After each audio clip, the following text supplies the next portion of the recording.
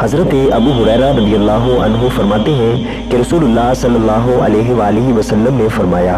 جو کسی مسلمان کو دنیاوی تکلیف سے رہائی دے تو اللہ تعالیٰ اس سے روز قیامت کی مصیبت دور فرمائے گا،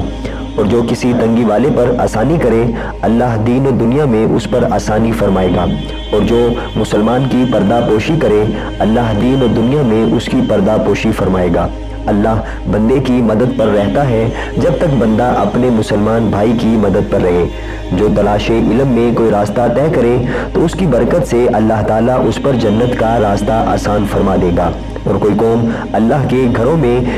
کسی گھر میں قرآن پڑھنے اور آپس میں قرآن سیکھنے سکھانے کے لیے نہیں جمع ہوئی مگر ان پر دل کا چین اترتا ہے اور انہیں رحمت ڈھانپ لیتی ہے اور فرشتے گھیر لیتے ہیں، اور اللہ تعالیٰ اسے اس جماعت میں یاد کرتا ہے جو اس کے پاس ہے، جسے عمل پیچھے کر دے اسے نسب نہیں بڑھا سکتا۔